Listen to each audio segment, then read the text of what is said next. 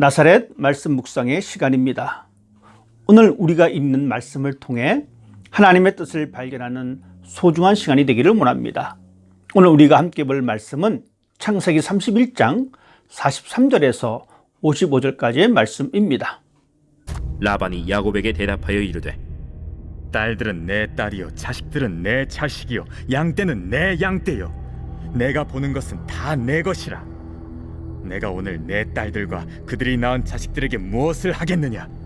이제 오라, 나와 내가 언약을 맺고 그것으로 너와 나 사이에 증거를 삼을 것이니라. 이에 야곱이 돌을 가져다가 기둥으로 세우고 또 그 형제들에게 돌을 모으라. 그들이 돌을 가져다가 무더기를 이루매 무리가 거기 무더기 곁에서 먹고 라반은 그것을 여갈 사하두다라 불렀고 야곱은 그것을 갈르엣이라 불렀으니 라반의 말에 오늘 이 무더기가 너와 나 사이에 증거가 된다 하였으므로 그 이름을 갈르엣이라 불렀으며 또 미스바라 하였으니 이는 그의 말에 우리가 서로 떠나 있을 때 여호와께서 나와 너 사이를 살피시옵소서. 만일 내가 내 딸을 박대하거나 내 딸들 외 다른 아내들을 맞이하면 우리와 함께할 사람은 없어도 보라, 하나님이 나와 너 사이에 증인이 되시느니라. 내가 나와 너 사이에 둔 이 무더기를 보라. 또 이 기둥을 보라. 이 무더기가 증거가 되고 이 기둥이 증거가 되나니 내가 이 무더기를 넘어 내게로 가서 해하지 않을 것이요 내가 이 무더기 이 기둥을 넘어 내게로 와서 해하지 아니할 것이라. 아브라함의 하나님, 나홀의 하나님, 그들의 조상의 하나님은 우리 사이에 판단하옵소서. 야곱이 그의 아버지 이삭이 경외하는 일을 가리켜 맹세하고 야곱이 또 산에서 제사를 드리고 형제들을 불러 떡을 먹이니 그들이 떡을 먹고 산에서 밤을 지내고 라반이 아침에 일찍이 일어나 손자들과 딸들에게 입맞추며 그들에게 축복하고 떠나 고향으로 돌아갔더라. 야곱이 하란 땅을 급하게 떠났습니다. 하나님께서 야곱에게 고향으로 돌아가라고 말씀하셨고 야곱은 이제 라반의 그늘에서 벗어나게 되었습니다. 그렇지만 그 이별의 과정이 순탄하지 않았습니다. 아버지와 딸들의 아름다운 이별을 선택하는 대신 도망치듯이 아무런 이야기도 없이 떠났습니다. 화가 난 라반은 형제들과 함께 야곱의 뒤를 따라왔습니다. 그리고 라반과 야곱은 언약을 맺게 됩니다. 라반이 야곱과 언약을 맺은 이유는 나중에 발생할 수 있는 재산권과도 관련이 있습니다. 라헬이 가져갔던 드라빔은 고대 근동에서 가정의 수호신의 역할도 하지만 가문의 권위와 재산을 자녀에게 양도하는 의미를 가지고 있습니다. 마치 왕의 인장과도 같은 것입니다. 그래서 라반은 자신의 재산을 빼앗기지 않으려는 의도도 있었고 라반 자신이 야곱에게 한 행동들 때문에 보복을 미리 차단하기 위해서 언약을 세우자고 요구하게 되었습니다. 두 사람은 돌을 가져다가 기둥으로 세우고 돌 무더기를 만들었습니다. 이러한 돌 무더기는 경계표가 되거나 어떤 사건에 대한 기념물이나 언약에 대한 증거로 사용되기도 합니다. 이 기념물을 세우고 두 사람은 이름을 붙였습니다. 라반은 그 돌무덤을 여갈사하두라고 했고 야곱은 갈르엣이라고 했습니다. 그 언약의 표식은 두 사람 사이의 평화를 의미하며 서로 공존하자는 의미를 가지고 있습니다. 서로가 소유한 어떤 것에라도 서로 침범하면 안 된다는 약속이었습니다. 라반은 자신의 재산도 지키고 자신의 명예도 자신의 토지도 지키고 싶었습니다. 그동안 자신이 보여주었던 부당한 행동들도 그냥 묻어두고 싶었습니다. 그렇지만 무엇보다도 라반이 언약을 체결한 이유는 하나님 때문입니다. 하나님께서 밤에 라반에게 말씀하시기를 야곱에 대하여 어떤 해코지도 하지 말고 그가 고향으로 돌아가지 못하게 방해하지 말라는 것이었습니다. 라반은 야곱을 뒤쫓아와 먼저 언약을 맺자고 했습니다. 좋지 않았던 과거를 청산하고 이제 화해하자고 제안을 합니다. 놀라운 것은 야곱이 보인 행동입니다. 야곱은 그동안 자신이 받은 부당한 대우가 있음을 알고 있었습니다. 그렇지만 야곱은 삼촌에게 받은 부당한 모든 대우를 다 잊고 라반의 요구대로 언약을 맺게 되었습니다. 이제 갈등은 봉합되고 라반은 자녀들을 축복하며 아름다운 이별을 보여주고 있습니다. 야곱은 부당한 대우를 받았습니다. 아내를 얻을 때도 가축을 돌볼 때도 부당한 대우를 받았습니다. 그 시절이 20년입니다. 어쩌면 그 이상의 시간들인지도 모릅니다. 어떤 사람들은 부당하게 대우받는 상황에 대하여 매우 분노합니다. 그리고 언젠가는 내가 받은 이 부당한 대우를 되갚아 주려고 합니다.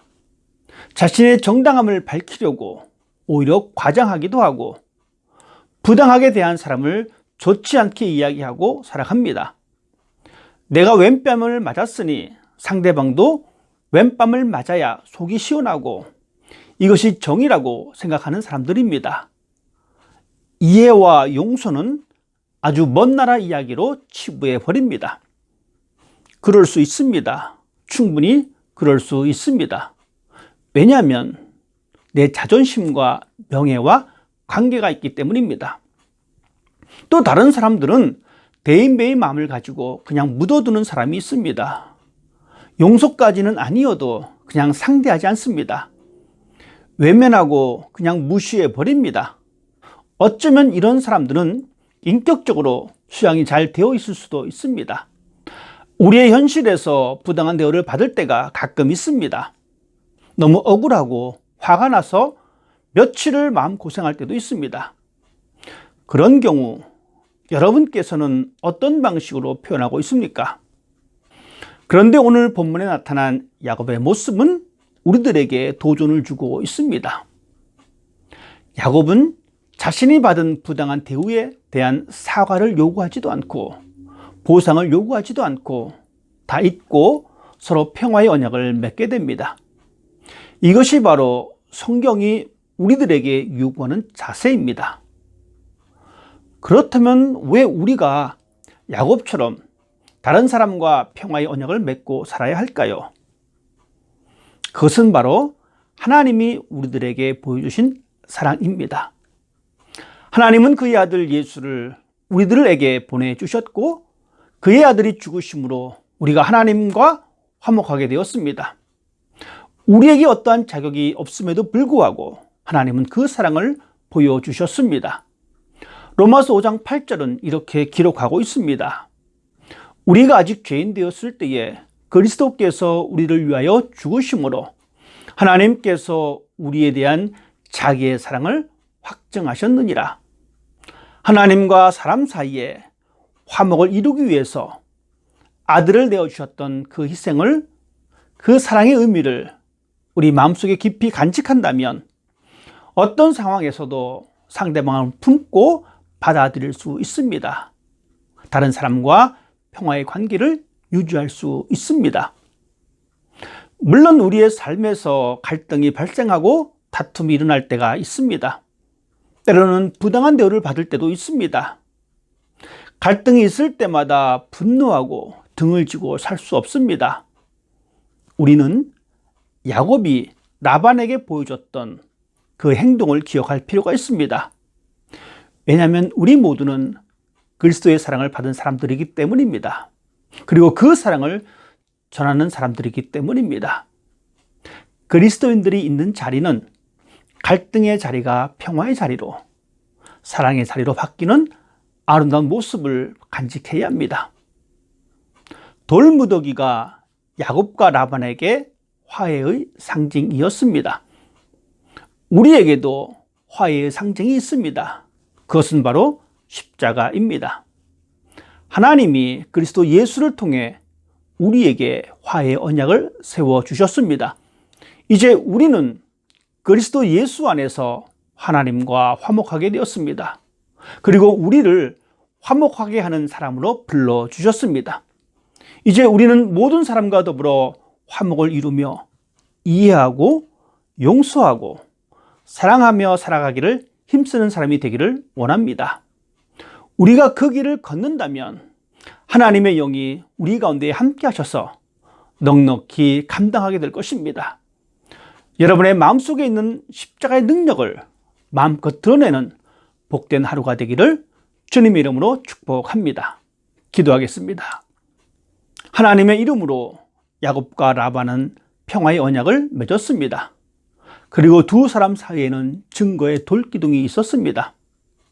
그리고 우리에게는 십자가가 있습니다. 예수님이 달려 죽으신 십자가는 하나님과 우리 사이의 화목의 상징임을 고백합니다. 그리고 십자가를 보면서 하나님의 은혜를 항상 마음속에 간직하며 살아가기를 원합니다. 그리고 그 화해의 십자가를 우리의 삶에서 드러내기를 원합니다. 때로는 우리의 삶에 억울하고 부당한 일을 경험할지라도 내 감정을 더 중요하게 생각하기에 앞서서 하나님의 은혜를 먼저 생각하고 예수님께서 하나님과 우리 사이를 화목하게 하셨듯이 우리도 화목하게 하는 직책을 잘 감당하는 자들이 되게 하여 주시옵소서.